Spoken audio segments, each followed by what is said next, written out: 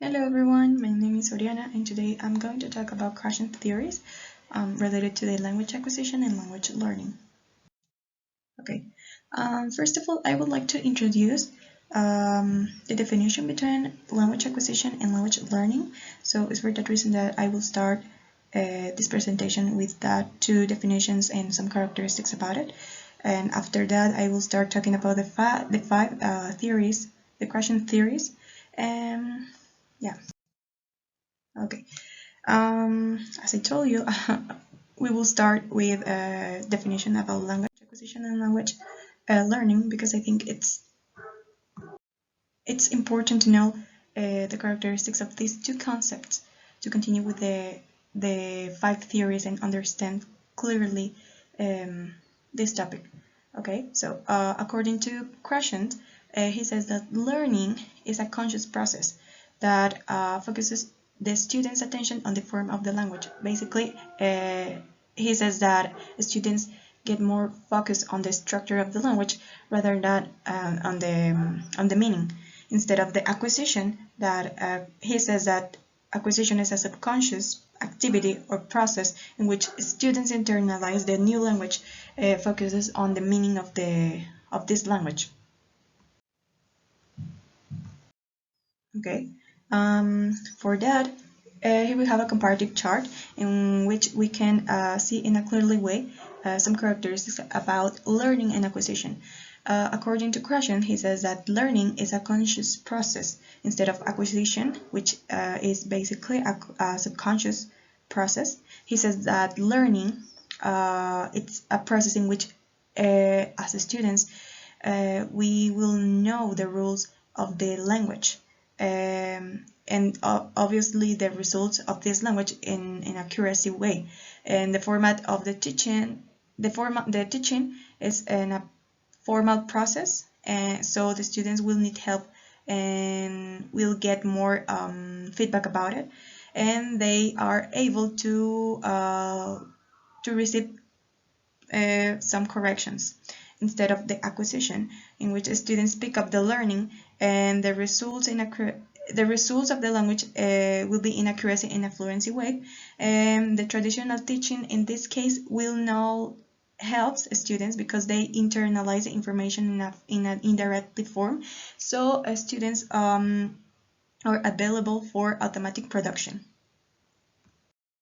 Okay, now that we understand the differences between learning and acquisition, we will start with the first theory, which is the natural order hypothesis. Okay, the natural order hypothesis, according to Krashen, he says that grammatical structure in a predetermined natural order, students or young learners understand grammatical rules in this way, in a natural order. So, for example, if as a teachers we teach them present simple today, and tomorrow we'll teach them past simple, they will understand and probably remind some characteristics about present simple, but they will forget some others. And that's the reason that some students from advanced level or intermediate levels will still have some problems reminding grammatical phoneme, for example, in this case the S for the third person in present simple instead of the ing form, which is easier for them. However, explicit teaching and learning cannot change the natural order of acquisition for them. Okay. According to Krashen, he says that students can make some mistakes and errors according to this. So the structure used has not been completely acquired, and here we have the example about the third person in present simple. They can understand the rules, they can understand the grammatical forms, but they will forget some aspects about it. And another thing that he says about this is that competence of them. They can modify their production. They have some problems to understand some things, but they can modify their production about some grammatical structures. And according to this, he established some recommendations So he says that the best way to correct students is to provide them more input containing of the instructions. And another recommendation, and personally I think it's the most important at this point, is that as a teacher we have to recycle and practice late structures, practicing more topics. So this information or this recycled information can be properly to receive by the students. Okay, so the second theory is the monitor hypothesis. Okay, Krashen says that there are two ways to developing skills in a second language. However, he focuses more in one of them, and he says that acquisition is automatic and subconscious. Okay, this hypothesis takes into consideration three kinds of monitor users, and he divided in three: the over-monitor user, the under-monitor user, and optimal monitor user. And we will explain it in a moment. Okay, the first one, the over-monitor user, is the type of students that is too concentrated or concerned on concreteness. So they or he has some problems to real fluency, and some characteristics about this type of over-monitor users is that they know many grammatical rules, but they are not able to communicate in speech. So it's for that reason that they do not have a speaking fluency, and it's for that reason as well that they produce many pauses in speech reports. However, their written skills are very good. Okay, the next one is the under-monitor user. These language students not focus on correctness, so the reason is that they understand or they learn the language unconsciously. So some characteristics about this type of students or under-monitor users is that they do not use conscious knowledge in their speaking. However, they might know like grammar, and it's for that reason that they are not able to correct their written English as well. However, they believe that grammar rules are very important in speaking or written, but they feel they think that they use them is difficult for them. And however, they are not embraced to make mistakes in front of their classmates when they talk or when they write.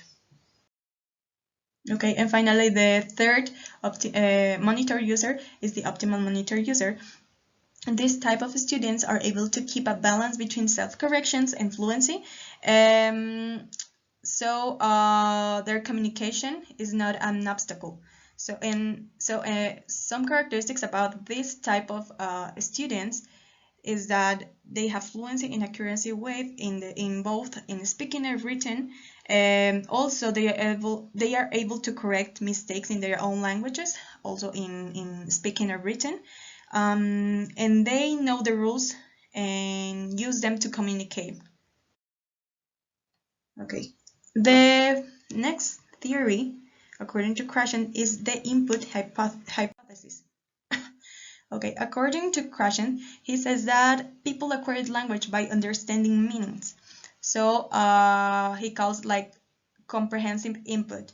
In short words, he says that to learn a topic or to learn something, we have to show how to do something.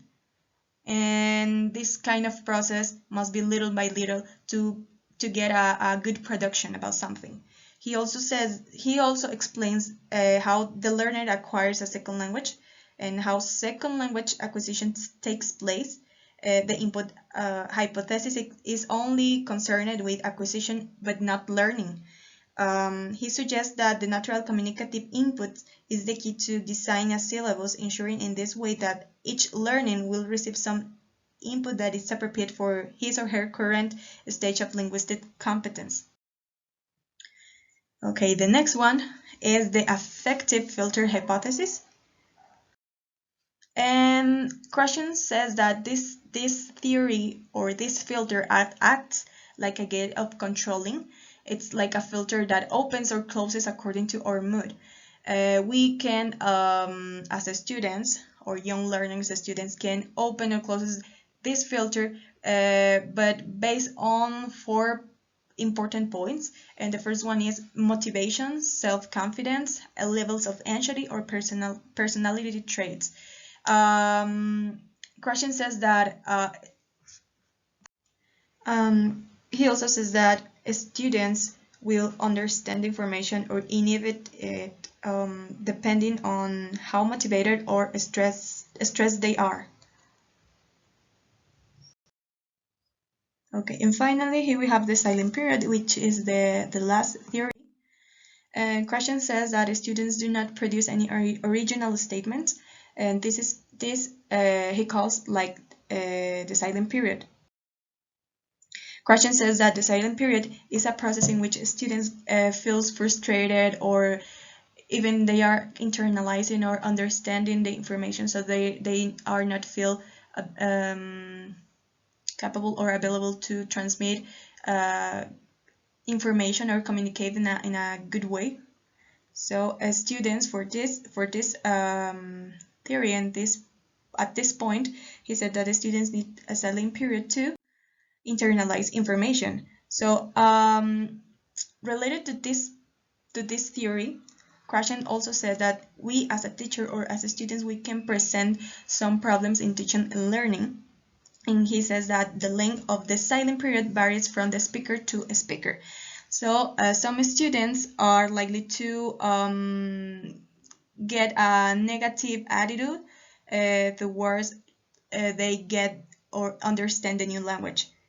Some students have very short periods, but some of them they have very long periods of a period of silence.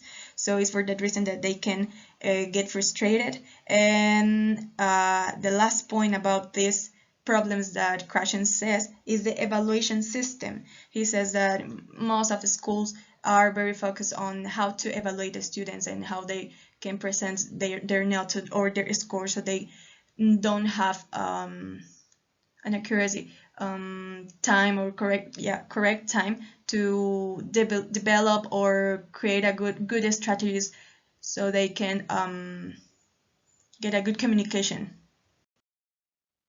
So in conclusion, we can say that Krashens present new ideas for communicative language and teaching, but these are very related to the context. This depends on the context of the students and the teachers, and also of the methods that we teachers implement in each class, and also the tools, the motivation, the self-confidence, and anxiety we have as a teacher to control these points to help the students to internalize and understand the grammar or the information, so they can develop a good communication for themselves.